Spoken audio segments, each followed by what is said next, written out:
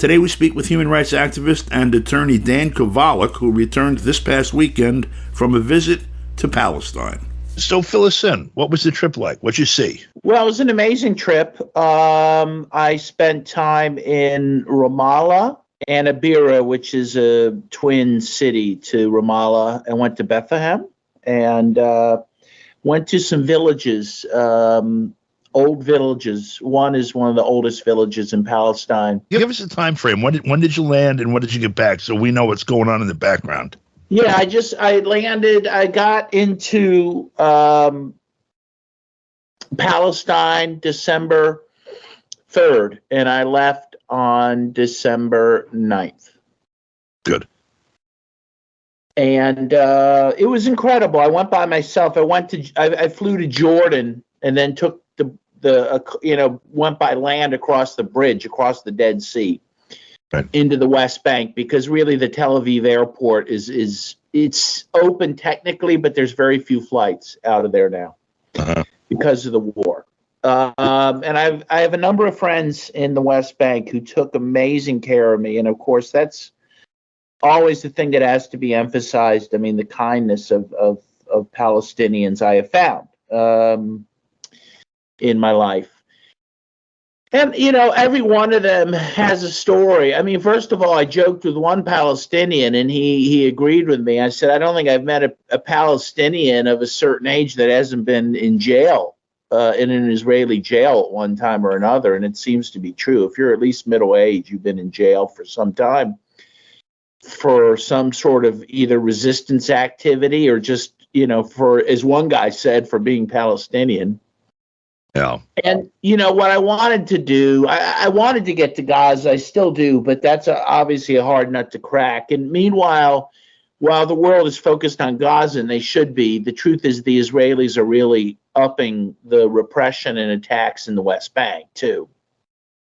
Particularly, I'm sorry. They've been talking also about just today on Saturday, the 9th, they've been talking about upping the military activity there. Yeah, I mean, and by the way, Jerusalem's getting hit the hardest. Again, people forget about East Jerusalem and that under international law, it's part of the West Bank. It's Palestinian, But of course, you remember that, well, Israel's been claiming all of Jerusalem for some time. And you'll recall that Trump, for the first time ever, for a U.S. president, recognized all of Jerusalem as part of Israel, and in fact, the true capital of Israel. And Biden never countermanded that, which is a big deal. But in the meantime, so you talk to people again in Jerusalem. The demolition of Palestinian homes is increasing, while the settlements, the Jewish settlements are I should say Israeli settlements are being built at a breakneck pace. I mean, all over Palestine. I mean, you just see these settlements going up, cranes, building things. You hear the sound of building. I mean, and all of this is to try to push out the Palestinians. And again, you see that everywhere, but Jerusalem in particular. Meanwhile, there have been, since October 7th, about 3,000 Palestinians in the West Bank arrested by Israel. Yeah. And a lot of these are young men. I mean, that's really who they target for the most part. I mean, there's women too, and children, but young men is their big target. And again, I met one guy named Malak, Malak was actually killed. He was a young man, 17-year-old. I met his family. He was killed a week ago for just being a bystander to an arrest that the Israelis were making in his village. But I met another young man. He had been in jail for 8 months. He was just released as part of the prisoner exchange. He had been in jail for 8 months. He doesn't really even know the real reason because it's part of a secret file. He appeared before a court, but they only spoke Hebrew, and he speaks Arabic, and they provided no translation. So, and he was put under administrative detention, meaning that he was held without charge for 8 months. He was beaten. He was starved, particularly after October 7th. They put him in a cell with 12 to 13 other people after October 7th, and they would give them one plate of food to share. Jesus. And again, this is a 17-year-old. By the way, they arrested him a couple weeks before his final high school exams, which again is apparently very typical, to ruin the young man's education, you know. In addition to the 3,000 Palestinians arrested in the West Bank, around 300 Palestinians have been killed. And that's a lot because up till October 7th, there were about 250 Palestinians in the West Bank that had been killed. Right? That's the first 8 months. And then in the last 2 months, another 300 had been killed. And there were skirmishes while I was there. I stayed in Ramallah, which is, by the way, in Area A, which by agreement between the Palestinian Authority and the Israeli government, and it's Israeli law, if it's Area A, the Israeli military isn't even allowed inside that area. Israelis aren't allowed at all within it, okay? But they go in anyway. And the military, while I was there one early morning, they invaded and they shut down a print shop because it was owned by a political prisoner, a Palestinian political prisoner. And they took the printing press away, and some people came out to try to defend it, threw rocks at the soldiers to no avail, and the soldiers went away. But this is a daily occurrence, again, even in a place where under Israeli law itself, they shouldn't even be. Then one day I tried to get to Jerusalem. And by the way, everyone, I guess, knows this, that, the West Bank is just pockmarked with walls and gates now that the Israelis have set up, right? The apartheid walls. Yes. And so we tried to get through the closest gate to Ramallah to get to Jerusalem, but that gate was shut down because the Israeli military went to the refugee camp right near that crossing, and they killed at least one person there, arrested some others, and threw away a bunch of goods that Palestinians were selling there, which was mostly food. So that operation was happening when I was trying to get to Jerusalem. So now if you took that gate away in the walls, to get from Ramallah to Jerusalem should take you about 15 minutes. Now with the gate and the walls, if you're lucky, I guess you could get there in about, I guess it's an hour now. But for me, because that crossing was closed, it took me 2 hours and $100 for the cab fare to get to Jerusalem. Now, I'm not complaining about it, but what I'm trying to say is Palestinians have to live through this every single day. Yeah, like a commute.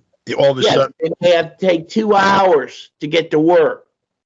And by the way, every time they go to a crossing, every time they have to deal with the Israeli military at a crossing, it can end in harassment, certainly, or being shot, possibly, and sometimes death. I mean, this is their life, and that sort of thing has increased. That sort of harassment and detention and killing has increased since October 7th. And again, there's not much publicity being given to it because of what's happening in Gaza. But, it's part and parcel of the same struggle. The other interesting thing, a lot of the Palestinians I was with, they wouldn't even go to a restaurant. Their position, it's not even a position so much as they just don't feel they want to celebrate at all, anything. And in fact, the people who hosted me, their daughter is getting married at the end of this month. And I was actually invited to the wedding, but the wedding's been called off. I mean, they're going to get married. They're getting a wedding certificate. They're going to have a little family dinner. But the wedding itself, where they invited all these people, that's canceled because they said, look, with what's happening, particularly in Gaza, they just can't celebrate. They feel like it would be unseemly, you Yeah. know. So Sacrilege almost. Yeah. yeah, so Palestinians are very resilient people, and I had a great time with the people I was with, but there's a lot of sorrow there. There's a lot of anger.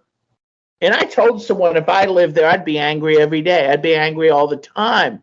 Yeah. Because of the things they have to put up with, you know. And it's amazing how really kind and hospitable they continue to be given that.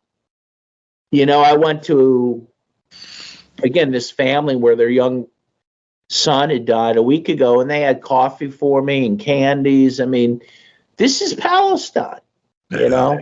So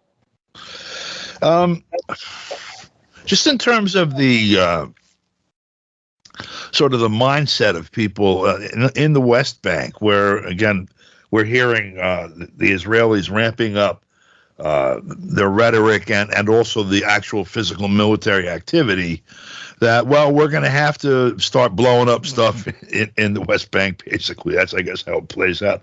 Do people feel like they're at war in the West Bank? I mean, I guess with the apartheid walls parceling the place up, you know, into armed camps, basically, it already felt like that. But do they seem particularly, you know, like looking at the skies every time they hear or whatever? most people so far no. I mean, again, the people I stayed with who are more political and militant are actually frustrated with the fact that people don't realize what's happening and what's coming. You know, they think because they live under the Palestinian Authority, which really collaborates with the Israelis, that they're safe. And they think they're safe in Ramallah, which, you know, Ramallah, some people call the bubble because that is where the Palestinian Authority is. That's where they're headquartered. And it does feel kind of normal most of the time. Although, as I mentioned, there are incursions by the Israelis into Ramallah. But most of the time it feels kind of normal and people have gotten used to that. But I think that it's very clear, and people are predicting, and I mean, sadly, that once Israel's done with Gaza, they'll turn all their guns against the West Bank. I mean, this is a genocidal conflict. This is the final solution. They want to get rid of the Palestinians. Right. And I think that has not sunk in yet to a lot of people in the West Bank. And I can understand why. I mean, I'd be in denial of it too. It's a horrible thought. And of course, the big thing they're going to gun for is the Al-Aqsa Mosque, which is the third most important Muslim holy site in the world. And they've been harassing that mosque, as you know, for years. It's been a big source of conflict. Of course, the militant strike on October 7th was called the Al-Aqsa Flood, right? And so, you know, I expect them to go after that mosque and other important places there. And so it's scary. It's a scary time. I'm glad I was there. I mean, I'm glad I was there to pay witness to it and to be with people I care about. But it's a scary time there for sure. Thanks a lot, Dan. Appreciate your information, and hope to speak with you again about this soon. Hope with better news. Thank you, Don. Appreciate you. For KPFK, I'm Don DeBar.